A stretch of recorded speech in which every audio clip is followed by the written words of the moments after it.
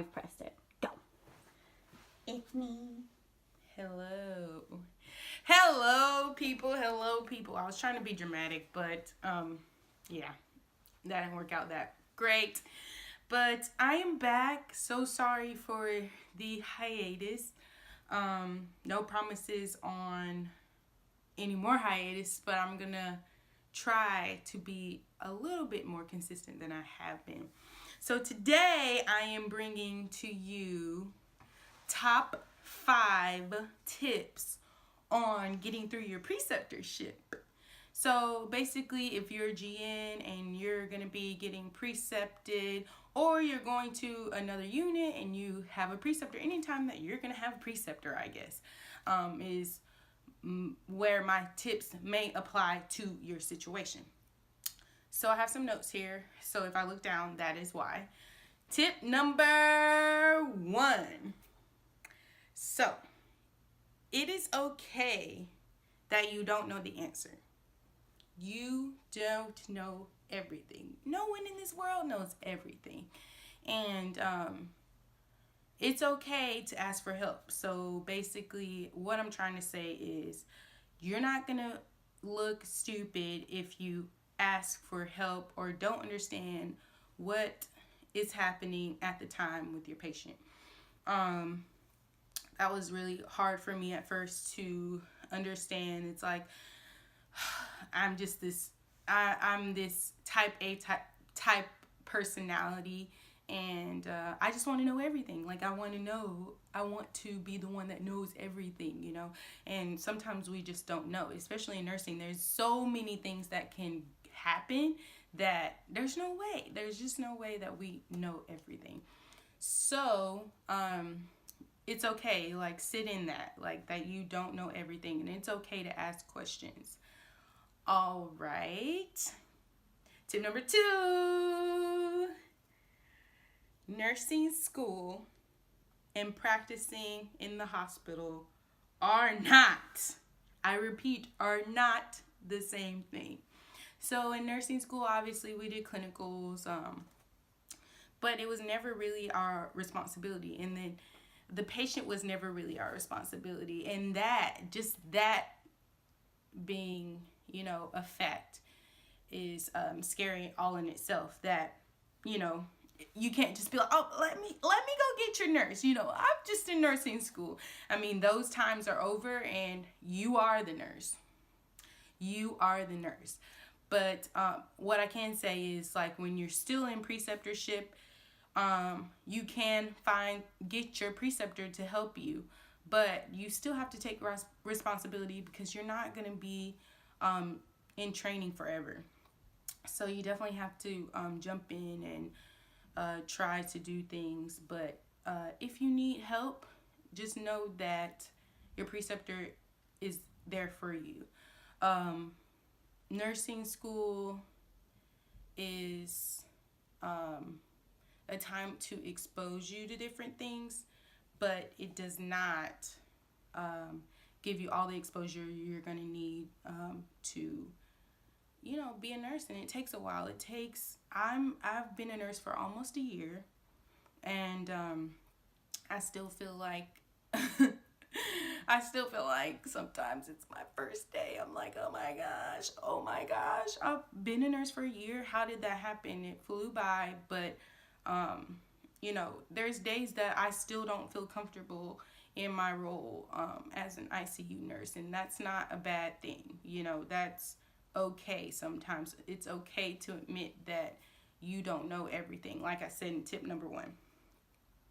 So if nursing school, if you knew everything that you needed to know in nursing school, then wouldn't it be like med school? I mean, there's no way that you get all the time that you need to really study everything that you would encounter being a nurse, and in the amount of time that we have in nursing school. There's just so much that we just get glimpses of that.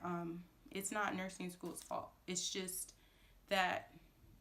that's just a fact. Like, that nursing school does only shows you glimpses, but when you go into the field, that's when you really get the experience. And that's why there is a preceptorship program to help you. All right. Tip number 3. It's okay if you and your preceptor don't get along.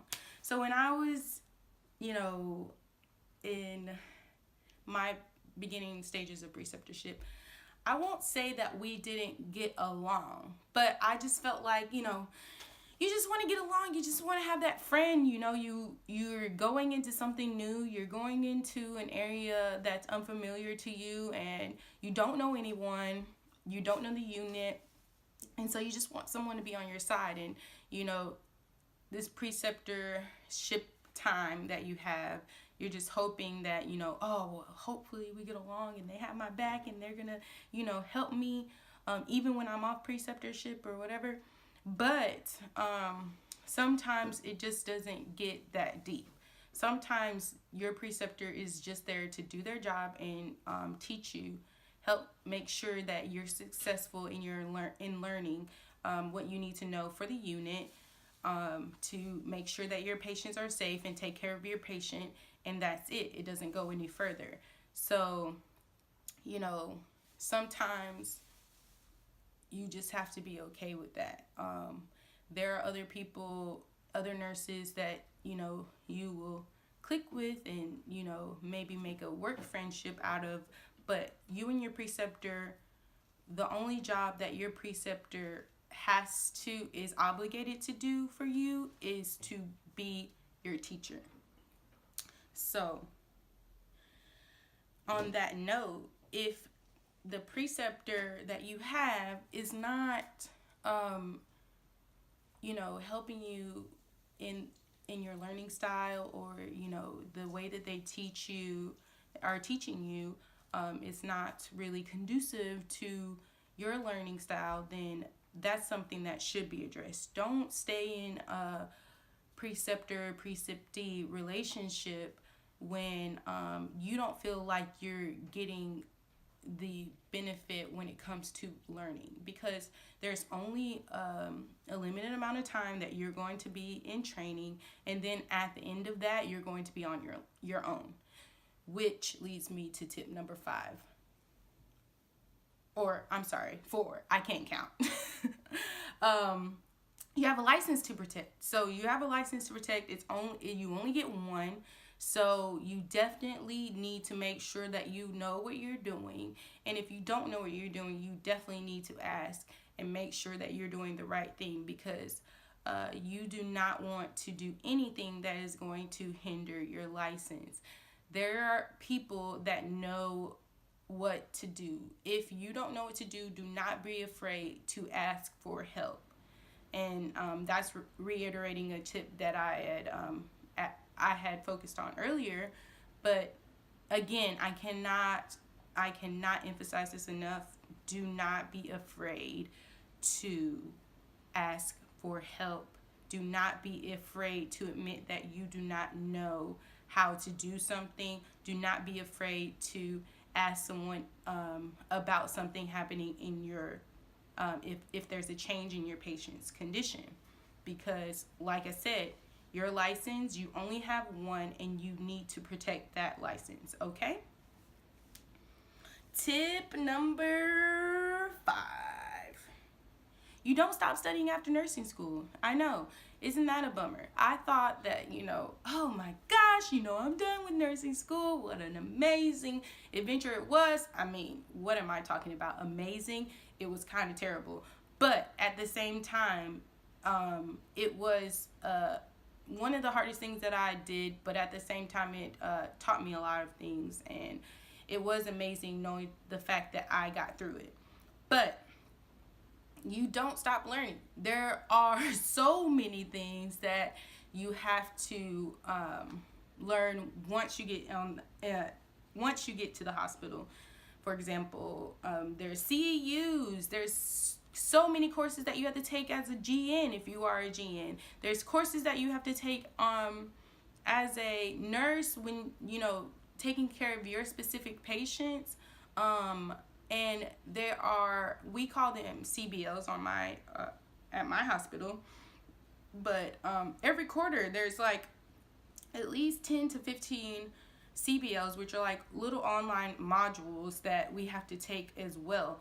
And like I said, there's also classes that I have to take that are like sometimes 10 hours at the most. So and then you also want to, on your own time, especially if you're in ICU, study up on the type of patients and the diseases that you're going to be taking care of, so that you understand what's happening. Like sometimes, you don't want to be the person that just goes through the motions when you're a nurse, because you want to understand what is happening to your patient, so that when you are dealing with this a second time around, you can prevent it, or maybe not prolong the suffering of the patient, because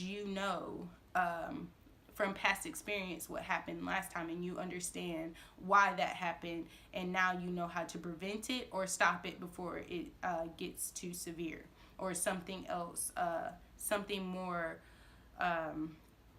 detrimental happens to your patient. So study. Do not stop studying. Medicine is always changing. Nurses keep the patient alive, so I think that studying is always a plus. There's nothing bad about continuing to study. So I guess those are all my tips. 5 tips for being for when you are having a preceptor in your preceptorship, and just, even when you're just training, like if you're going to a new unit, those are some tips that maybe will help you to get you into the groove on your unit. I remember, talking to my mom. My mom's a nurse as well, and she pretty much told me these things, and obviously it's like, you don't know, but of course she does know. I mean, she's been a nurse for like over 20 years, and it's just something about hearing things from your parents that just make you want to be like, I don't want to listen. I want to hear it from another person or another source. So now I'm telling you that if your mom's a nurse, or you've heard it from someone else, and you just don't believe it's going to happen to you, that most likely you will experience some of the things that I'm saying. It's okay. Believe them, and listen to their advice, and try your hardest to be the best nurse that you can be.